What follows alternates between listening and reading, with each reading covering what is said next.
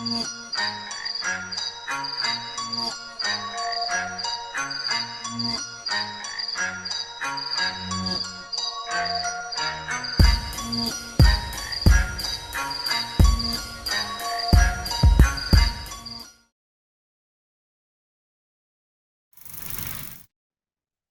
North Carolina, land of missing nuclear weapons and F-35s, coming to you much quicker than a budget or a casino in our state. It's another episode of Liberty Inc. Thank you for joining us. We are locked in, focused, and working on getting our candidates elected. And so today, our chair, Ryan Brown, hosted a roundtable with three of our candidates, Chelsea, George, and Justin. Then, coming back after a 2-week hiatus, I'm happy to bring you Dub and Groo Talk Sports. Enjoy the episode. I paused. You like that? You thought I was going to say something else. Well, I did. But in all seriousness, communications@lpnc.org. If you have any questions, comments, feedback, or want to join, enjoy the episode.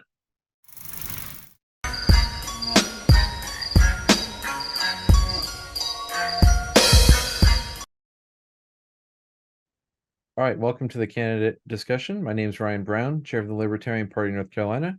I am joined with Chelsea Kurtz, Justin Herbe, and Gheorghe Cormos, and we are going to be discussing their runs for office this 2023 election season. Chelsea, you want to let everyone know what you're running for and where you live? Yeah, I'm in a little town named Holly Ridge, and I'm running for city council. Excellent. Justin? Hey, my name's Justin Herbe, running for City Council District 5 in Fayetteville, North Carolina. Awesome. George? I am running for commissioner of the town of Cape Carteret, located in Carteret County, down here out east. Excellent. Excellent. Thank you. All right, Justin, we'll jump to you first. Why don't you tell the audience a little bit more about yourself, and when did you realize you were a libertarian, and why are you running as a libertarian? So, as I said, my name was Justin Herbe. I retired out of the Army 2 years ago. So I served 17 years, lived all over the country. I've been a small business owner the last 2 years. I coach baseball and soccer with my 5 children alongside my wife. We're raising our boys here inside the city. I'm on the zoning committee. I volunteered to Christina Aragues, help me. I think everyone might know her. She helped me get on the zoning committee, and I saw the last 4 months of how our government handles business at the local level, and that's all that I needed to see to know that I need to get back involved. I've been retired 2 years. I thought I could sit back and watch the grass grow, and I cannot sit and watch our government go down the drain. Excellent. Chelsea, we'll go to you. Why don't you tell us a little bit more about when you realized you were a libertarian and why you're running for office? Well, I have 2 degrees in politics, and it really started there in college. I wasn't, like a crazy liberal or anything, but when I started kind of dissecting, what this country means, I just thought, I don't want to be part of these 2 parties. And when I discovered, I started digging into Gary Johnson, and I voted for him twice, and I just thought, we just need to be left alone and let us do our own thing and be in our own devices. And I feel like as I got older, it just kept becoming more and more solidified. My husband's also military, he's a Marine. We were stationed in Hawaii for a couple of years, and their policies are so redundant. It was painful to watch some of that, and I don't want to see it. But what really got me going here in Holly Ridge is we have no infrastructure. We really only chose this area because it was halfway between Wilmington and Jacksonville. It's 30 miles both ways. And I'm a realtor, so it was, a good spot for me. And it was the farthest south I could get my husband to go. So once we landed, we were just like, oh, that's the house. We bought it from Hawaii. We didn't know any better. And then I started going to city council meetings. I started talking to the neighbors. And over the last 4 years, I've just realized how grossly mismanaged it's been. We don't have a library. We don't have all those little things. We don't have a hospital. We don't have a grocery store. There's a lot. someone needs to step in, right? So essentially I said, all right, I'm going to use my experience and hopefully we'll see what happens. Yeah, that's awesome. Thank you for stepping up and volunteering there. George, tell us a little bit about yourself and why are you running as a Libertarian? Sure. So, I actually come over from the right side of the political spectrum. We used to be with the GOP, right up until about, I want to say, January 2nd in 2020, when while everyone was still hungover from New Year's, they passed and voted for themselves a pay raise after the COVID debacle or pandemic or whatever you want to call it, whatever that was. What it was for me was a just a huge eye opener as to the fact that, you know, just how much power the government actually can visit upon you in your personal home. And then also sort of parallel to that, it was the fact that really that was by and large supported by a lot of the very people that you would think, oh, these people would surely never stand for this. And it turns out that it's your neighbors or your family members that actually are out there saying things like, yeah, the government should force people to do certain things. I actually have a specific example. I remember at the time we were in Ohio, and the governor at the time he came out with a public speech about what they're going to do. And I remember the comments in the live Facebook feed as many people were actually saying, you have to mandate it, Governor so and so. You have to tell them and make them do it, or else they'll never comply with this government overreach. And I was just thinking to myself, like, wow, what a vast just gap there is between my understanding of what freedom and liberty is and what my neighbors understand freedom. So it sort of started there. That's when I had to say, wow, I'm not with the right people. And then since then, I've been milling around down here in Onslow County, Carteret County with these Libertarian folks and down in Cape Fear. And I'm not looking back. So I'm actually really excited about the next 2 months over here and trying to get my name out there. So. Yeah, absolutely. It's kind of shocking what people do just because the government says to do something. Right? In North Carolina, we didn't have, you know, incredibly high, you know, acceptance rate of people wearing masks or whatever. But as soon as the day the order stopped, you know, 50% of the people that were no longer doing it. Even though there was no risk to it, it's just sort of what people asked you to do. So George, I'll follow straight up on with you again. And is there anything about the current area you live in, the city council, town board, commissioners, that particularly concerns you, or something that you want to highlight to voters, or something that you could change if elected? Sure, yeah.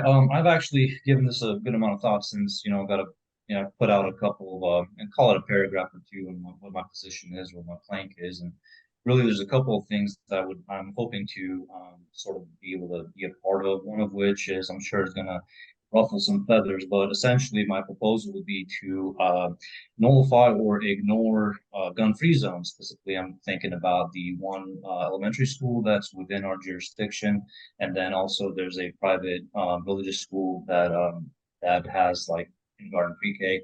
Now I'm not sure what their local policy exactly is, what they're doing, but basically what I want to say to everyone in my town, and I currently actually have a letter that I wrote, and I'm about to send it out to everybody. I just want to ask them, would anybody be willing to just be a volunteer, hand in hand with the school's resource officer, to just stand there? If you don't want to carry a gun, you don't have to. Carry pepper spray. Put a shirt on that says "I love Jesus" and go give people a hug. But what I'm saying is, there's no reason to make headlines like everyone else across the nation about being a soft target. There's no reason to accept it. That's one of my planks. Another one that I want to sort of, make sure that I'm at least part of the conversation. It is they're doing a local development idea. They're trying to bring in a town center, mixed use, maybe some middle density approaches. And I think we all know the dangers of when you're starting to do stuff like that. There's always a money mill process, which most people really don't appreciate when you're in a specific area, and then developers come in and make a bunch of money, and then the locals get stuck with all the traffic and then everything else after. So I just want to be part of it. I just want to make sure that, say, for example, we all have a chance to participate in any sort of, if there is any sort of money to be made from this sort of endeavor, why not? be there first line to say, well, what about us? Can we be part of the process? Then, of course, there's a blanket request that we, and funny enough, a city in California, Huntington Beach, just made news for doing this. They have, what is it, mandated to reject government mandates on masking or something to that effect. Basically outright rejecting any sort of federal government mandates on masking. And I think if you can get at least these three things as part of, why am I even doing any of this? I think that's plenty to have to say. Absolutely. Sounds like a lot of nullification, and that's right up my alley. So I appreciate that, and hope you can get in there and affect change and nullify some of the overreach from the state and the federal government.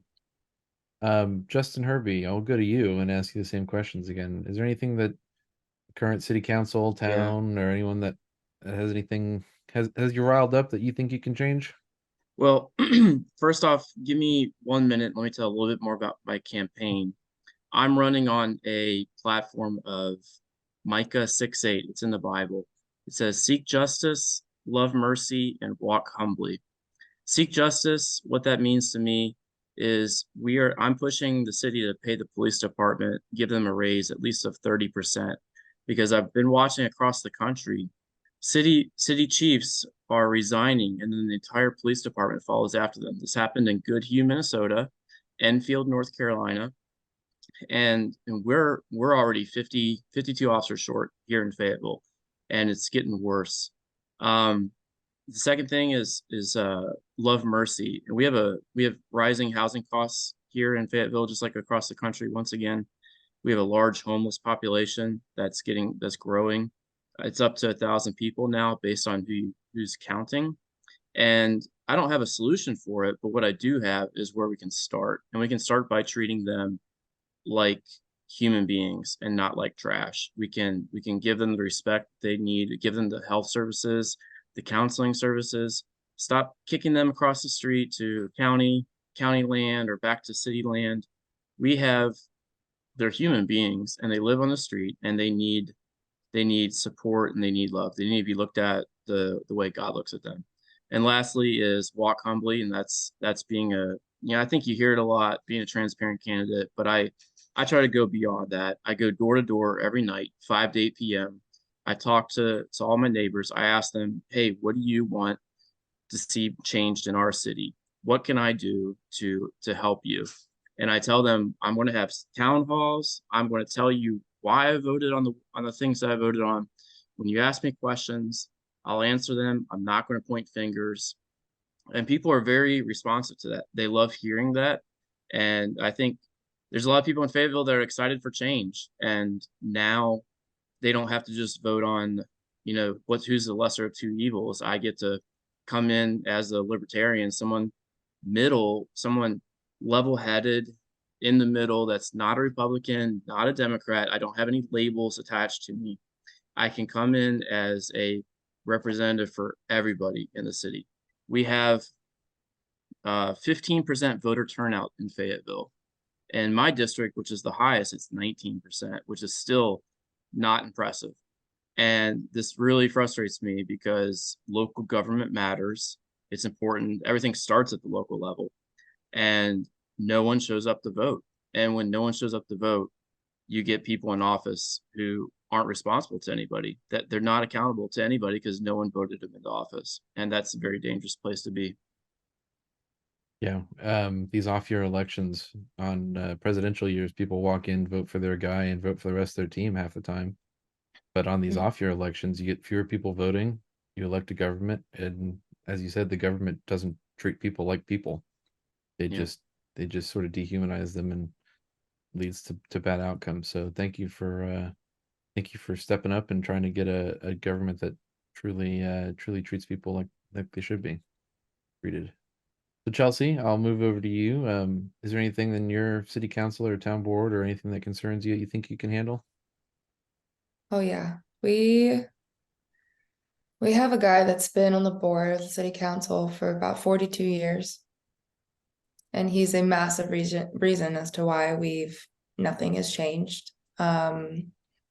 his family owns land here. It's the nepotism is there. He has his little right-hand man on the board who is up for election, and that's whose seat I'd like to take. I'm just gonna say it, like I'm coming for it.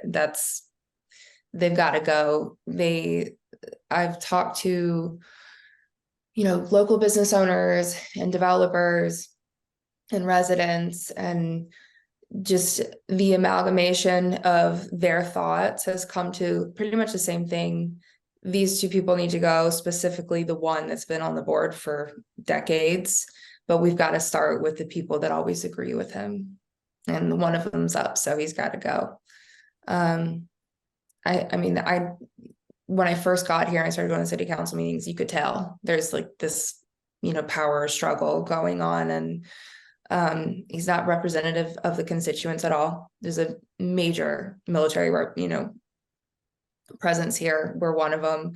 MARSOC's here, so a lot of us stay. Not all of us are so transitory. There's also a huge, retiree population, a lot of them from the north. I'm from Maryland myself. So in terms of understanding what we need, they're just way off base. They're like grabbing land. They're doing things they shouldn't be doing. Probably should have been taken off the board a long time ago for some of the things and the stories that I've heard from people who've been here a lot longer than me. And it's just that it's like the corruption has got to go. That's why we're so stifled here. If we have nothing really. And a lot of that came to the head for me in my own family. My son had a seizure in February, and it's 30 miles to the hospital. And that's a long ways to go. And I'm not saying we're gonna get a full-blown hospital or anything, and I don't mean to harp on that, but they've just put us in a place where we're right next to Surf City, we're right next to the island. We have 4,000 people. We have so many people come here in and out, like tourists, and we're not going to have the infrastructure. We don't have the sidewalks, we don't have anything. And these people that have been saying, oh no, we don't need it for 40 years, and all the people that agree with them have to go. So it's my singular goal to take this man's seat and hopefully see the city council come together and say, okay, we have level-headed people who see the direction that this town needs to go in, and we can all agree that it needs to be better, but done right. So Sure. That's kind of where what I hope for. Yeah, when people think of political machines, they think Chicago or New York or something. But you can still have a political machine in a place of 4,000. Your numbers might be a little less. Your money amount that people are fighting over might be less, but you still have the same nature and the same sort of fight. So Chelsea, I'll go right back to you on this one, since you seem like you were on a roll. But so what makes you think that you're the right candidate once you take this person's seat? What are you going to do, and why should the voters trust you? I think first thing is my nature. I'm not the kind of person to put myself above my town. And I don't think it's fair to go in with, a personal bias on what I need is more important than what we need. I think it makes it so simple here specifically. I mean, where Justin is, Fayetteville already has so much, and you're not fighting about the little things, but we don't have the infrastructure. We don't have sidewalks. It's not hard for people to disagree on that, right? So I think it's easy to stay focused and say, well, we just need the basics here. We're not, jockeying for anything crazy or trying to land grab for a neighborhood or something. But again, back to character, it's just I'm a faith-based woman, and I have a duty to my neighbors to make sure that things go well. I'm on my HOA board. It's not anything to write home about. It's actually miserable, but I do it because I don't want to see other people step in and abuse what we're paying. We have no amenities here, so we have no reason to see the dues go up, right? It's the same thing for the town. We pay higher taxes in Wilmington. For what? Street lights and trash. So I question, I'm always questioning things, and I'm always looking at what's the ramification of that? Okay, yeah, hospital is great, but what's the ramification of it? So I want to be with I'm hoping for a city council that will get together and want to work and with with like a servant kind of mindset to the town. And I have that. So I'm hoping that I can bring that. And sometimes you just need that spirit, right? For some people this guy, mind you, been on the board for 40 years. The stories that I've heard and the things that people have told me, they're not good. And I know that we have town, like employees leave because of him. We can't even keep, our city planner just left. We can't keep anybody. The one saving grace is our town manager. She just loves this town so much, she puts up with it. But we need people that are going to come together and go, okay, well, we're going to have like unbiased people. We're going to have someone that's focused and wants to do what's right for the town. Yeah. In a nutshell, I guess. No, I didn't mean to cut you off. You can keep going if not. What are they doing with all the money? Thank you. Well, a lot of it's going to the police department, which is fine.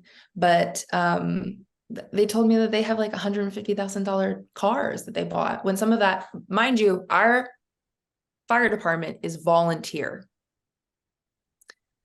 We're missing the boat on so many things. It's little stuff. They bought a $50,000 Christmas tree, guys. I'm not a wasteful person. I want infrastructure. I want basics before we see frivolous things. Like, we're in no position to do that. We don't even have sidewalks.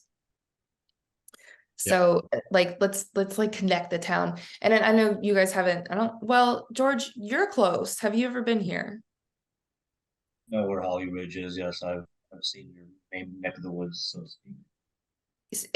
For you guys, you wouldn't even know you're in it. It looks like a Rorschach test on the map. You know, it's like Does it look like a city? So much of the land that it's like pockets, right? And we used to be the gateway to Surf City. And it was literally a gate. Like, at this point, there's no, you're not stopping anywhere. There's no town center. There's no hospital. We are not going to be able to handle the capacity at all in a 10 to 20 year structure if we don't get a handle on these things. Like, the mold is here, but before we throw it in the fire, we better figure out what it's supposed to look like.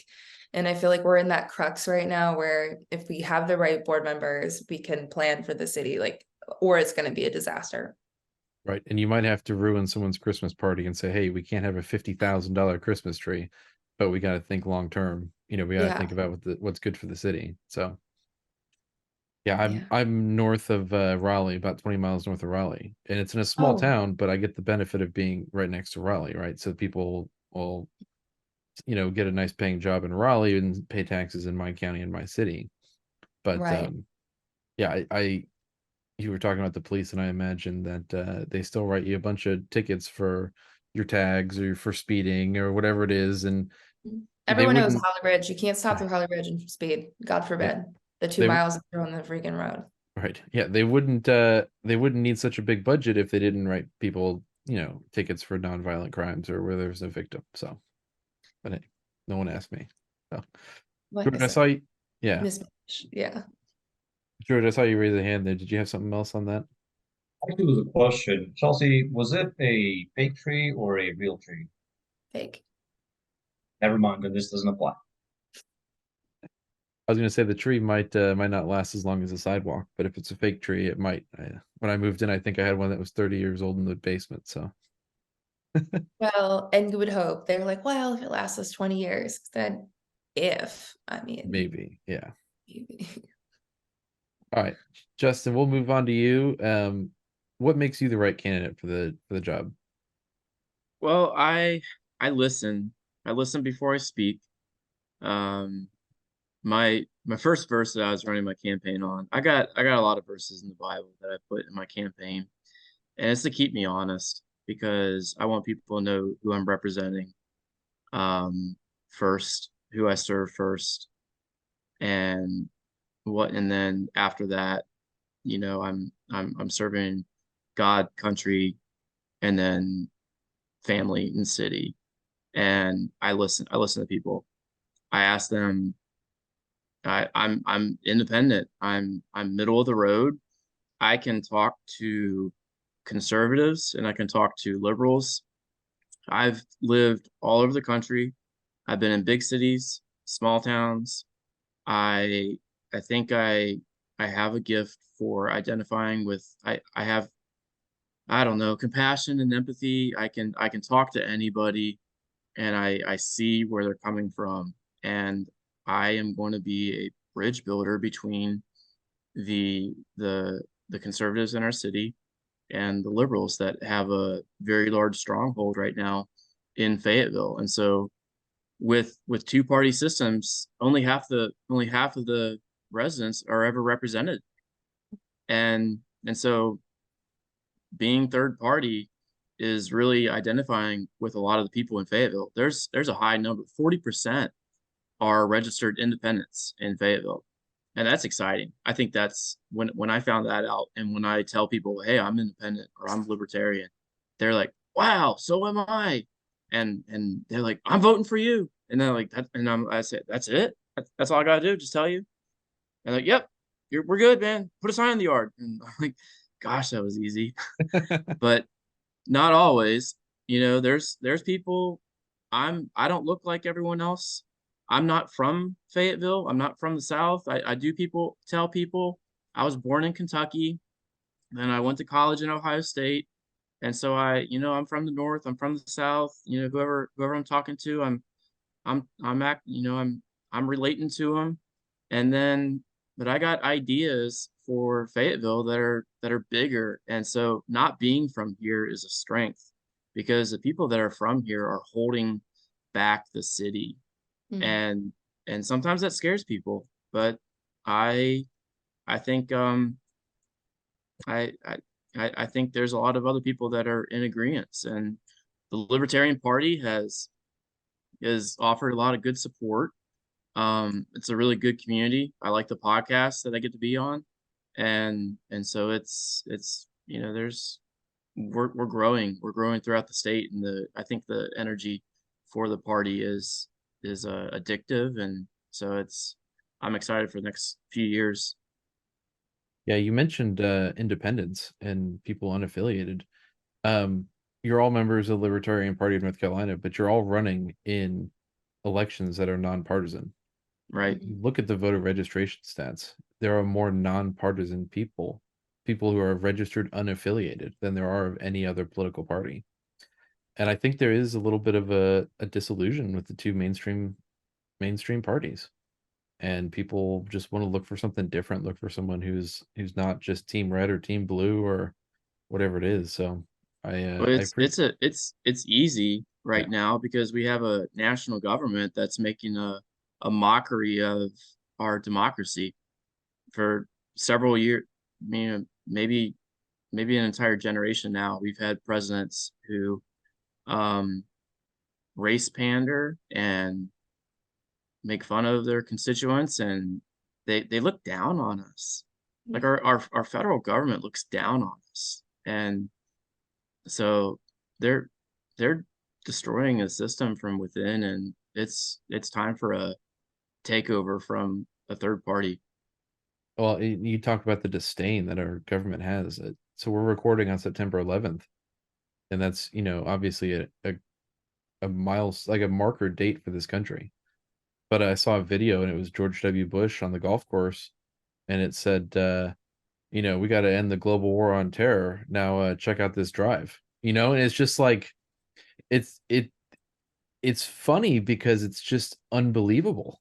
You're like, does this guy actually care, or is he just getting millions of dollars to go fight a war somewhere that he doesn't really care about?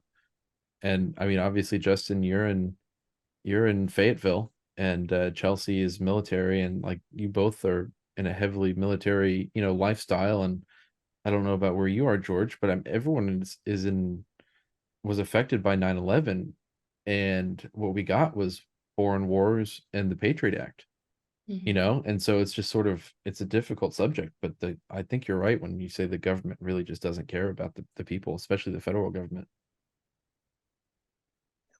Yeah, they're put in place to protect us, and they're not. And the government is meant to serve the people, and they're serving themselves. Yeah, I think that's when you mentioned the point of like start local. Like, I think if we could really garner enough support for the local government, and people could see how that could actually positively affect their lives, because how often do people even interact, as much? I mean, there's only like 7 people that come to the city council meeting, so here anyway, and out of the 4,000, only about 400 vote. So I Do you have think newspapers or anything to report on in your town? we have one local business owner who decided a few years ago that she was going to start her own because Mhm. the lack of anything. Ryan, I'm sorry, go ahead. No, Oh. jump in. I was actually gonna mention the thing about the global war on terror. To the best of my knowledge, I think the use of force authorization is still the same one that they started the initial campaigns in Iraq and then Afghanistan. But I don't think that Congress nationally has actually ever taken up the are we actually at war still vote. I think they're all conveniently just gliding under that. What happened 22, what is it, 22, 21 years ago now? When they passed the bills. Yeah, I think it was 2001 authorization of military force that has led to the global war on terror in every sort of way. So, And to this day, you can still strike wherever we deem worthy. yep, as long as there's someone there who they think is, tangentially related 7 ways from Al Qaeda, no matter where it is, they'll get you. But that's a little off topic. I'm sorry to take us there. That's my fault. But we are trying to celebrate local and figure out where we can, affect change on the local level. Because so I've met, I think, Deborah Ross one time, and she's the only representative of the federal government I've ever met. But I see plenty of local elected people out in town. I can go to a couple meetings, city council meetings or county board meetings myself. But George, when you get elected, if you get elected, and I come out and hang out at your city council meeting, what are you gonna say? What makes you the right person for that job? Okay. Yeah. So I just think I'm bringing like a very, I would say, let's not say very. I'm bringing an outside perspective, kind of similar to what the other candidates here are stating. I have a similar background. I did 8 years active in the Navy, some time in the reserve, right up until they kicked me out because I refused that vaccine. Um, but what I'm bringing out here, for example, I started going to the the board of commissioner meetings myself, and I've noticed that I'm probably at least, if I were to take the average age of the attendees, I'd say at least one generation, before them, or younger than them, and I'm bringing a point of view over here that sort of speaks to, well, what about the next generation? What is it that we want to see? Kind of going off of what Chelsea was saying, as far as how it almost seems like in some places where it's more of a rural population, people go out of their ways to make sure that it will always stay that secluded. And they do. And well, there's a lot we can say about that. There's a lot we can say about, founding families, how much land they own, and their relationship with local law enforcement and all that. But the other side of that is, eventually, like in a moment like this, we have a chance to oust said people by what I still believe is a, fair, no one's gonna put in 5 votes for the local guy that was heading the planning board meeting or something. He's not at this level. I still believe in the process. I think we can come in here and we can bring in some outside opinions about what could make this city actually really cool, instead of being able to, or instead of saying something like, right, when we went to vacation to that one place, we stopped by Cape Carteret. You could instead say something like, yeah, Cape Carteret is the place to go check out. And there's always an opportunity and a way to make it happen. I just want to come over here and provide the energy and the wherewithal to have this conversation and push the issue, and not just be there and say, no, no, no, we're not developing anything, we're not going to build anything. Because what I fear is, even in such a situation where you have a lot of naysayers, what eventually does happen is someone comes in with a nice offer for some sort of construction project or some sort of a development, and it never really quite works out in the interest of all the people that live there. Not necessarily. That's what I'm here to. Right. Yeah, it's not really a problem if there's a founding family who's been there for 300 years. and they have a relationship with the government. There's no problem with that, but the problem is where they get the unfair advantage, when they don't get the fair playing field. They might get the, the details of the contract bid or whatever, a week ahead of time, right? So they those are the issues. And I think definitely when you are a commissioner, I think that the people of Cape Carteret will be much better off. So I guess I'll just open the floor now. I don't know. I mean, we had a lot of good discussion. I don't know if there's any other topics you want to bring up, or anyone else wants to jump in and say something. On Saturday, I went on a police ride along. Oh, wow. And I had a wild time. I highly suggest it to everybody that has police departments or that opportunity. It was awesome. Super exciting. Nothing that I was expecting happened, and everything, my world got turned upside down when I saw what the police really do day in and day out. And that was a big perspective change. I started sharing that. I'm talking to Rob Yates about it. He's editing my paper right now. I'm writing an article. I know it's going to be shared in the newspaper.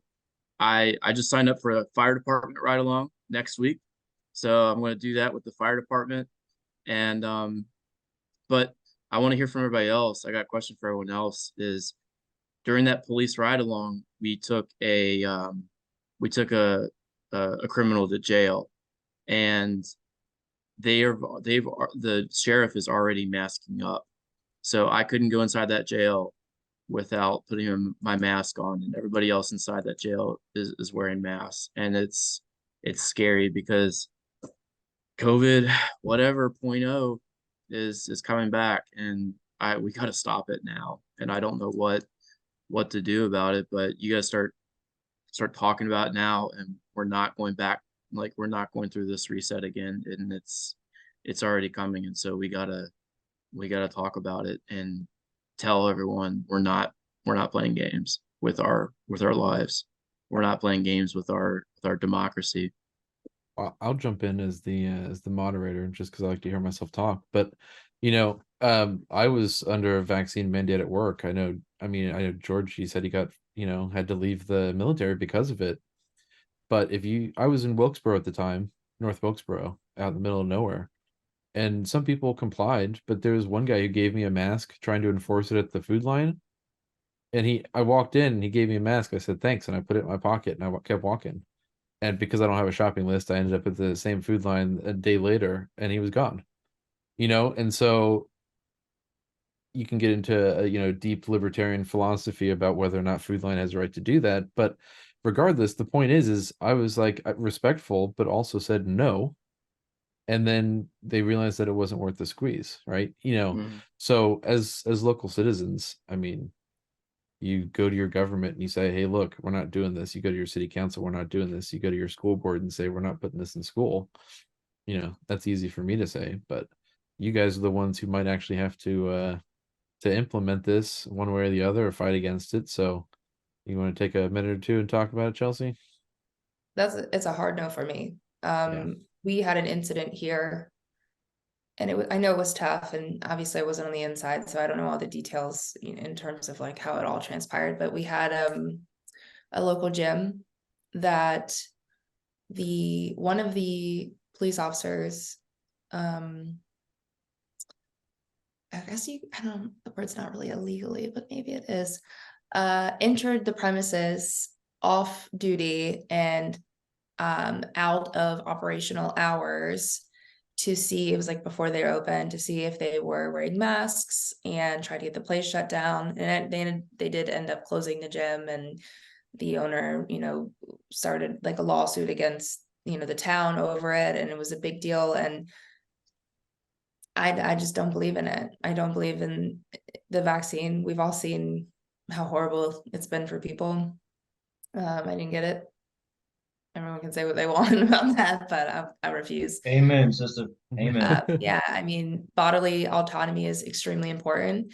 Same thing for businesses. You shouldn't be able to tell me how to run my business, and not in terms of like whether we wear a mask or not. I mean, George knows, on our side of area, because are you technically Onslow?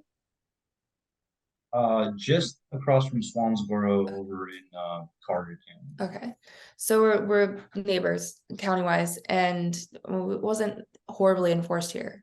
But I would like to see that never even like touch anyone's face. The kids shouldn't be wearing it. The school shouldn't be doing it. Nobody. It's insane. Everyone's so, I mean, you guys know, way worse off dealing with that. And it's not good for people, society, period. Like having Right to go, on, right on. right? Yeah. So, I mean, I would be a massive advocate for, we're just not going to comply with anything the federal government has to say on this. So the best part about me is that if as a libertarian, I get to claim the party of principle, so I don't have to be smart enough to understand, the Six Sigma and everything else and the studies of this and that and the cumulative, but I can understand the principle that you do not have the right to control someone else. And Brian, I've got a story I want to share with you because you shared a personal story about how I'm in public trouble. masking requirements went for you and your sounds like a beautiful place. I got two instances back in Ohio when they first implemented and everyone was quite literally crazy, tripping over themselves.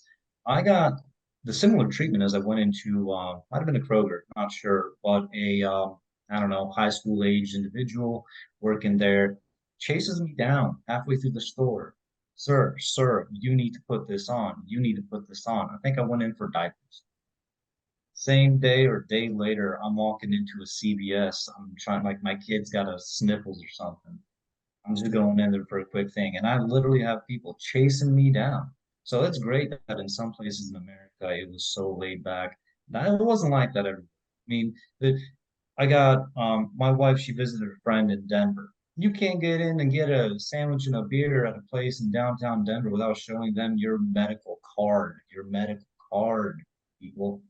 That's how crazy it got. And just for local flavor, I used to go to this one dentist in Swansboro, and I'm not going to mention names because, well, I wanted to sue. My wife said, stop trying to sue everybody. So, okay, fine. But I went for a checkup and I walked into, the first little foyer and they say, you need a mask on. And I said, no, thank you. They say you need to wait outside. So I politely do. They call me up 2 minutes later. I was the only, customer there. And they say, okay, they're ready to see you. And I'm like, great. Then they say you need to put a mask on. And I said, but wait, in 10 feet from this door to that chair, and he's literally going to be inside my mouth without a mask. What is the logical sense? They said, you have to do it. I said, F this, I left. But here's the kicker of it is 2 or 3 days later, the actual dentist sent me a notice in the mail that said, because of a difference of opinion, that's the way he worded it, a difference of opinion in your healthcare needs, you're no longer welcome here. So, that's great that in your town it was so awesome, but it ain't like that everywhere. And I'm here, like Chelsea, it sounds like Justin, we're not putting up with that. Well, so I have I'm diabetic and I wear glasses. And so I go to my endocrinologist and I go to my eye doctor every once in a while. And I had a situation where I was like, look, I'm not going to wear the mask because I went to my endocrinologist and they said, so I went to England March of 2020, which is not a great time to be traveling. Flew back 12 hours before Trump closed the border to all flights, whatever. And so like 15 days later, I had an appointment and I was like, hey, sorry, I didn't bring my mask, whatever. Like, because I didn't know. It's 15 days in, whatever. And the doc goes, oh, it's okay. It doesn't matter. And I said, okay, cool. But then I kept going back to there and they kept trying to make me wear a mask. And I was like, look, I'm not wearing a mask. And so this doctor, or my PA, who I think is honestly like 6 years older than me. So it's not like, you're 20-plus-year-old or doctor. She comes out and sits next to me. She's like, look, you got to wear the mask. And I was like, I don't have to wear the mask. I'm not wearing the mask. And then so we go back and forth. She finally just takes me back anyways. And they measure my blood pressure. They're like, your blood pressure is high. I'm like, yeah, because I'm mad. Like, what do you think the problem is? And the same thing happened at the eye doctor. They made me wear a mask, and I was like, kind of half-assing it, on and off, whatever. They're like, your blood pressure is really high. And then I went and talked to the doctor afterwards, and I took the mask off. And then I went back the second time. They're like, you got to wear a mask. I'm like, all right, I'm not coming back. apparently they still want my money because they keep texting me, hey, you need your annual eye exam. But you know, it's shocking to me that we're still, even sometimes it's like mask optional because apparently that's still on people's minds. But I The think, tourists still wear them when they come down yeah, sometimes in the grocery store. You know this is a yeah. tourist Hmm. doing Well, that. The same so thing happened with my son. yeah, So I had a pandemic baby, right? I had a wow, 2021 baby. And I would call the hospital, as we were getting closer and say, all right, what's your policy this week? Because it was constantly changing. And it went from a point to where it was like, well, if the mom has COVID, then we're going to take the baby and we're going to put the baby here for 2 weeks. And I was like, no, you're not. yeah, That's like definitely not going to happen. So I got to the point where I was like, I think I'm just going to have this kid in the bathtub because I don't think it's not going to go well for them. yeah, Fortunately, I didn't have COVID, so that worked out. But then we had the same issue with the pediatrician. Was I said, I'm actually not going to follow the CDC schedule because I actually read the package inserts and they're horrific. If you read the studies, like Hep B, like no infant needs a sexually transmitted like vaccine. Like what? and if they have if they're shielded from liability, I don't care what it is. It's You just got they're to not be making money, suspicious. right? They're It's not just making money off you, so they don't. suspicious. Yeah. So they told me, they said, well, if you're not going to comply with this, then this is your last appointment. But okay. Fair So we enough. found someone else. And the first thing I said was, is this mandatory? Because if it is, I'm leaving. So she goes, no, it's not mandatory, but we will suggest it. I said, oh, okay. So Yeah. fortunately, we moved on, but I don't want to see that again in anywhere in the grocery store. We shouldn't have to live through that, let alone, I mean, it's not even been 2 years, guys. Like that's insane for us to have to go right back into that.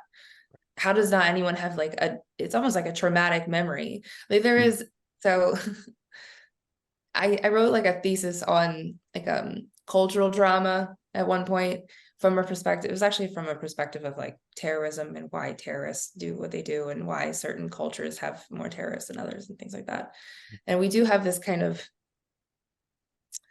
I guess you would say, like a group think sort of traumatic base. And how could anyone not still feel the residual effects of that, where we're all like, oh my God, we just went through this actually kind of horrible thing, in my opinion, where we're all being forced to do things we should never be forced to do, or, lose your job, or, maybe not wake up the next day. I refuse, if I ever make it to city council, to see that happen again and have my neighbors go through that. I mean, it just causes division and chaos. Well, so I mean, from my understanding, I mean, like, depending on what certain event is, if you have like a traumatic experience, like you delay the processing of it for a very long time and maybe even decades. And I sort of think of that when it comes to COVID, right? So the federal government and our lovely state health director, Mandy Cohen, who's now in the CDC, they tell you to shut down. And the consequences of that are people are afraid. People stay locked in their house. People don't, in my personal case, my grandfather died in 2021. But we usually hang out in Thanksgiving, and he died before Thanksgiving 2021. In Thanksgiving 2020, no, like half of my family were too afraid to travel or didn't want to travel. And so they missed out on that last trip.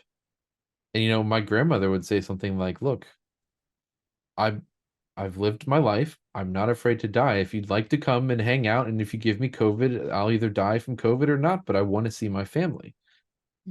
But the people were too afraid because their government had told them. And so maybe we can loop it back and pull it in a little bit tighter, but like our federal government, whether it's Team Red or Team Blue, they're always going to try and make you afraid of something so that you vote for them. But at the local level, I think you have the ability to look and say, hey, I see this CDC study and I see this National Institute of Health study. I see what this is, but the principle is I trust you, and I may make a recommendation one way or the other, but I trust you, the people, to live your life in the way that you do it. So, The social contract. the social contract. I don't remember signing that, but Well, that's like the fundamentals of like Sure. government and people, right? We sign a social contract. Sure. But yeah, I mean, at some point, it's based on like-minded consent. It's not based on force and government control. Correct. So, Yes. but all right, so we'll wrap it up, I guess, unless you guys have any other points you want to talk about, and I'll send it to each one of you. Tell us where we can find you, where you're going to be, how we can help, and in any way, sort of, anything you can help, but anything you can think of that you want to tell the listeners so that they can help you if needed. Justin. So for me, my contact info is my email is justinherbe5@gmail.com.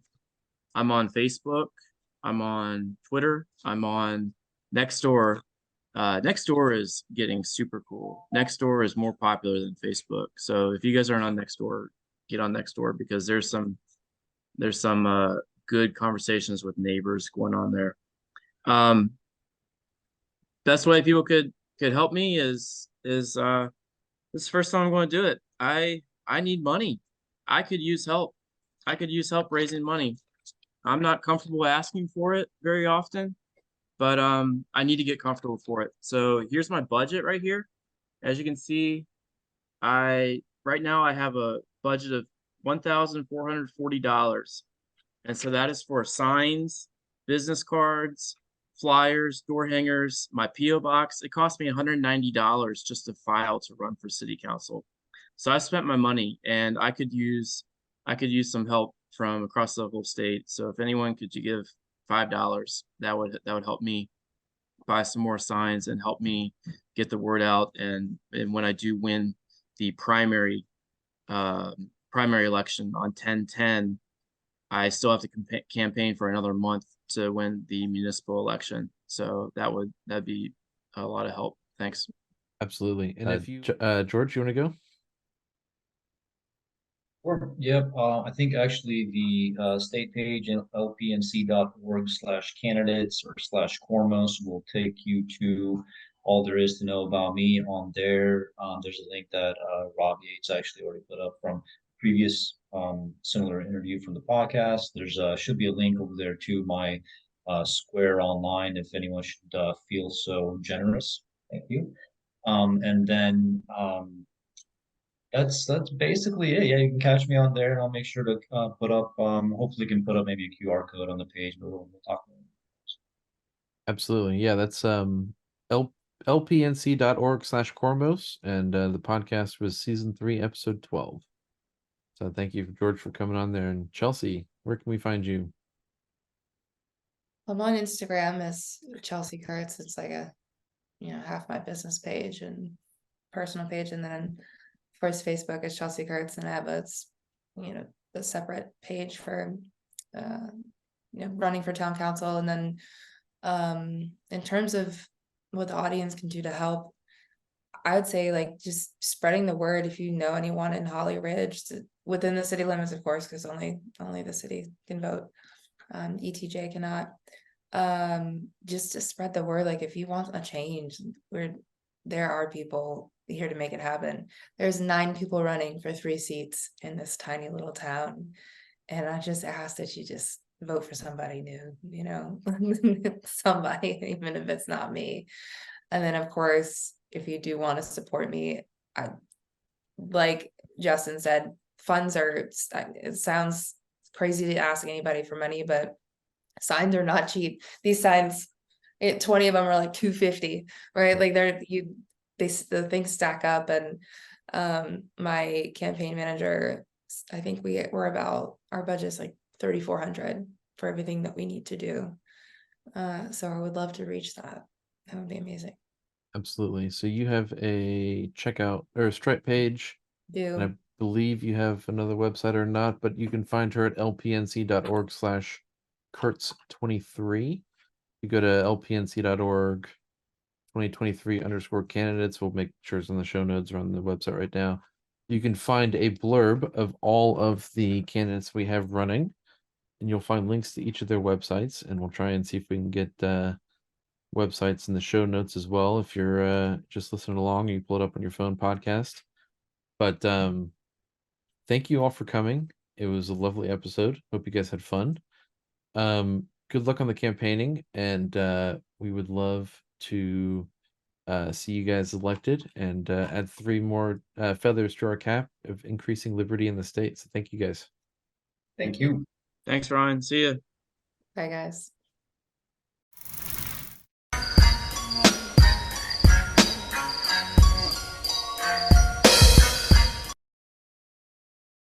Hey everybody, it's Cat Daddy and Groo, and it's been a while. Sorry for all of our listeners out there.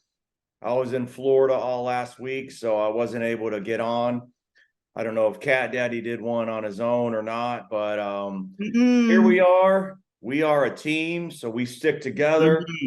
And we can't do this solo because we don't know how. Isn't that right, Cat Daddy? Yeah. And just so everybody knows, Cat Daddy is a unilateral name proposed by Mr. Travis Groo himself. And I'm still Dub, just as I always was. And but we are ready to discuss things. And when we are recording tonight, which is Monday, is Monday Night Football for the beloved Carolina Panthers. Right. It's actually morning right now, and I'm half asleep, drinking coffee. Right. Really tired from traveling. I flew in yesterday from Fort Lauderdale, so I'm literally half asleep. So I apologize. No, it's okay. It's okay. We're gonna make this an amazing show. We are. And also, whether you know it or not, Charlotte FC drew the other night against DC, and it's another draw this season. And right now, their playoff chances are not looking very good because they needed 3 points, not 1. And, to get in the play-in game, which is the 8-9 game, it's still a long road to hoe. And they end the season, just needing to win everything. They cannot lose anymore. So No, they cannot. And also harrowing news in the after season transfer window. We might lose Fedorsky because I think he's just homesick and is yearning to go back to Europe to play. So it is a very huge possibility. And, I'll appreciate it. Have you been down to any of the games? Huh? Have you been down to any of the games? I have not, unfortunately. Like I said, due to changes. And I wish I could, but something told me this year that something wasn't going to go right, and it hasn't gone right. And that's why last year I had season tickets, but this year I did not renew them. And, half of it was those changes, but half of it was also just not having a good feeling of watching the team as it was constructed. Right. Well, Panthers and Saints tonight. What's your prediction? My prediction, I think it's going to actually be a decent game. I'm going to go 27-24, our beloved Carolina Panthers. Because there were things last week that I saw from watching the game that I was impressed by. One thing I'm still keeping in mind, Bryce Young is a rookie, and he's going to make rookie mistakes. And the things I saw last week, there were a couple of rookie mistakes he made, namely on those 2 interceptions. But we got to give credit to the defender in both cases because he played the game of his life. And but sometimes I think he's trying to, how can I say this? He's trying to impress his coaches by staying with the play called rather than, doing a little more improvisation and just running with the ball or just trying to make something out of nothing. And it could have also been first game jitters, And I'm not going to blame him on that, but I'm not going to chastise the defense either, because when you have 2 drives start inside the 40-yard line, I mean, you're putting them in a vice, and you just can't do that as a football team. But the thing that really I did not understand in the game, and I don't know if you saw this or not, but there was a situation on a punt where there were offsetting fouls. One was a foul for a block out of bounds, and another was a horse collar tackle. I did see that one. At the 1 yard line, and the ruling was that by the rule, the ball would be placed at the end of the kick, first down Carolina. And thing that really bothered me was they did not explain why in any format or anything, because when in my life anything has been offsetting, and this is me as a fan, as a football official, I did not know this rule change had happened. But in 95% of cases, if you have offsetting fouls, it is a repeat of the previous down, which means they would have had to re-kick the ball.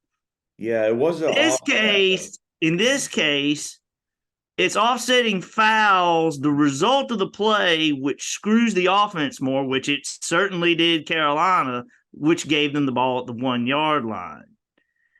Whichever was worse. Like, he actually received the ball at like the 6 and sort of retreated to the one where he got horse collared. And and the way it was explained was it's basically screw the receiving team. And that's why the ball ended up on the 1 yard line. I don't like the rule. I don't like the administration of the rule. And the reason they have this rule, quote, is to reduce the number of contacts on kicks. Right. And it's like a punt is way different than a kickoff, though. You're still in a scrimmage position. Yeah. And I don't know why they're doing this in the guise of player safety. I just think it's a rule to be a rule, you know. Yeah. And you know how we both feel about rules being rules for the sake of a rule when there shouldn't be a rule. And that was a case, I think, you know, where a re-kick would have been warranted. So, well, according to the ESPN analytics, they have 61% for the Saints, 38% for the Panthers. And the Panthers are a home dog at minus 3.5. So, you know, it says but they don't have confidence. They don't have confidence in the Panthers, and I was disheartened to hear Brady Christensen, their lineman, is out for the year with a ruptured bicep, which is never good. Yeah. Best wishes to him. Jeremy Chin is on the IR again. Yeah. And I'm one of those people. I'm going to say it here. I want him, if he asks for a big contract, I want him traded for picks. Because part of a big contract is being available. If you can't be available for more than half the games in the season, you don't deserve a full contract. Or a full value contract is what I should say. At least we didn't get an Aaron Rodgers situation where third play of the game, he freaking gets a Achilles heel out. But that's what you get when you sign a 39-year-old quarterback. Bryce Young's longest completion in week 1 was 14 yards. I mean, we're going to have but if you look at the all 22, he had TMJ down the seam. He had Mingo down the sideline on that. When they were stuck on that 1 yard line, it was one where he just flat overthrew the ball. He overthrew Mingo on a fly route. Overthrew him. So it's not like they're give him a hard time. Obviously, it's not that I'm going to chastise him for that. No, they got to step it up. They have to, or they're not going to. Yeah, and the other thing is, you have these veteran wide receivers, and I don't mean to be picking on Adam Thielen, but I think Adam Thielen is babying Bryce Young because he tries to slow up on routes. I'm like, has he not proven to you that he can throw you open and throw you timing routes in the preseason? Why are you still babying him? Don't baby him. Make him make the throw. Not a baby. They got to quit. Right. Yeah. Right, exactly. And the thing is, he's going to get you the ball. Don't worry about it, and don't throw your hissy fits on the field when you don't get the ball. Right. he's still learning. This is not like you have, a 5 or 6 year quarterback back there who didn't see you open. You got to remember, the dude is still a rookie. He may be an advanced rookie, but he's still a rookie. And that's what we've got to keep in mind and keep our expectations tempered. He is not. And to compare him to Cam Newton, our last number 1 pick, is a little off the base, So that's the way I see it. But I think a hard time. But I think the defense will feast. I think that they will do well. That's why I think there will be a key stop and then a drive down for a game-winning field goal. That makes it 27-24. Okay. The last time, the last time I went to a game in Charlotte for Monday Night Football, they were playing the Saints.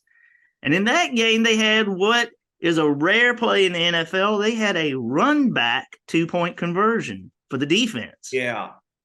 Wow. And they picked Drew Brees off in the end zone and ran it the whole 102 yards back and got 2 points. And well, I've been hearing about these socks you have, man. Are you wearing them? Oh yeah, let me show them to you.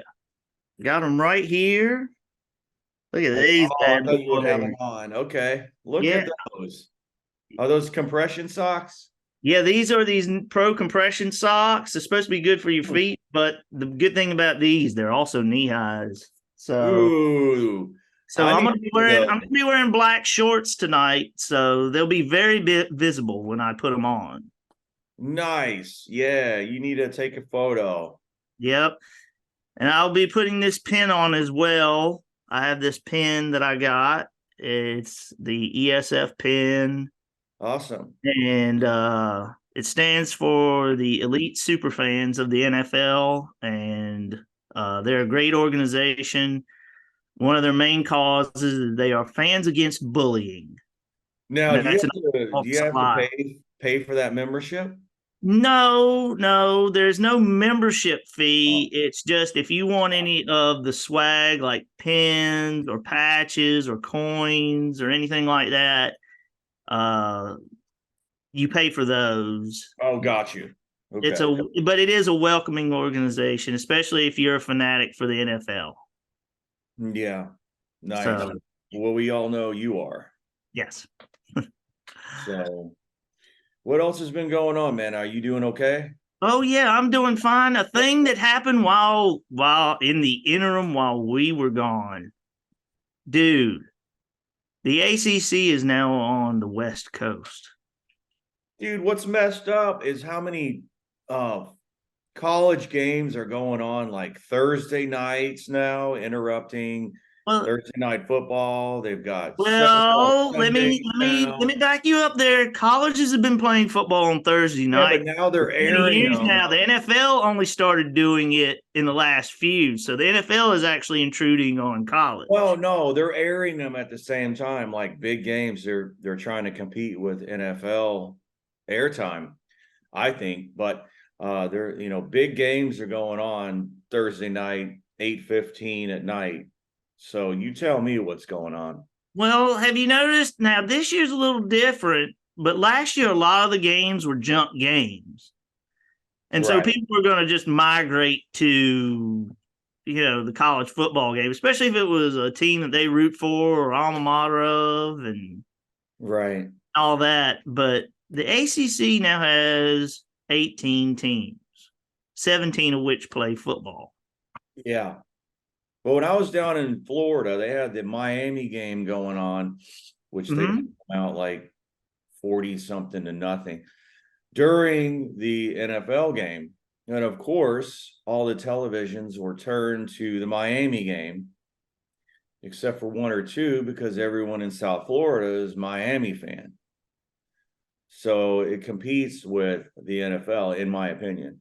Oh, yeah, especially if it's a college town. Yeah. Well, it's a Miami town. Well, yeah. But here's to say, what would they be watching if it was a Miami game and well, I guess they'd be forced to watch the NFL, and I think people are because Miami's good this year. Watching that really good this year. Mm-hmm. Miami looks really good. Yeah, and Believe their coach, oh my God, he is a hoot. Oh, yeah? Last year they had a scene where it's like, was Mike McDaniel sneaking vapes on the sideline? Did you know how coaches, they'll put the play sheet up to their nose like this? What do you The think? other they're coach doing? can't read their lips, or the video can't read their lips. Are they snorting something, you think? Well, no, he wasn't snorting, but you could see him put something up like this, and they're like, was Mike McDaniel taking vapes on the sideline? And they got a side view of it, and he certainly man, it's probably was. that cannabis oil that. Well, I don't know. I don't let it. know, but you know, if you look at some of those old NFL films, you'll see dudes on the sideline smoking cigarettes before they fall off it. So, I mean, yeah, just Len Dawson just putting up a big one to his mouth and smoking. So funny. But anyway, yeah, and that happened. But I just cannot believe how quick the Pac-12 just dissolved. Yeah. Because, I thought it was unusual last year when USC and UCLA said, okay, we're going to join the Big Ten. I'm like, okay, that's going to be silly. Yeah. And then what was left of the Pac-12, which became the Pac-10, tried to invite, Boise and San Diego State, and, they got rebuffed. But then they tried to do that crazy TV deal with Apple TV, and didn't work. And then when the Big 12 came calling to Colorado left, went back home to where they started, was in the Big 12. Yeah. And then they took the other 4 corner schools with them, Utah, Arizona, and Arizona State. Well, did you see that UNC is ranked 17 and Duke is ranked 18 right now? Yeah, and they're both playing good football. Because the way Duke beat down Clemson, it's like, okay, we got to take it seriously. Absolutely. I'm shocked, to be honest. They're ranked higher than Clemson. Duke is turning into be a good football team. Well, Mike Elko is a good coach. I'm not going to knock him. And did you see the thing where the Duke quarterback, after he beat Clemson during the interview, asked his professor for an extension on his homework assignment? I didn't see. And then the professor came back on him and said, well, your lineman teammates all got their assignments in on time. Why couldn't you, since you're supposed to be the leader of the offense? Leader of the Blue Devils. Yeah. So the professor got one in on him. I don't know if it was a joke or a real thing, but still it was funny that he was asking for a homework assignment. That is hilarious. Well, that's all I have. Do you have anything else? No, I just want to say Merry Monday Night Football to you. I will certainly get to give a report when I'm down there watching the football game and give you, details on what I saw firsthand, and we'll do this again next week, hopefully. Absolutely, we will. Well, that's all we've got for today, everyone. This is Cat Daddy and Groo signing off, and we will see you next week. Hey, this is Dub saying y'all have a good week. Bye.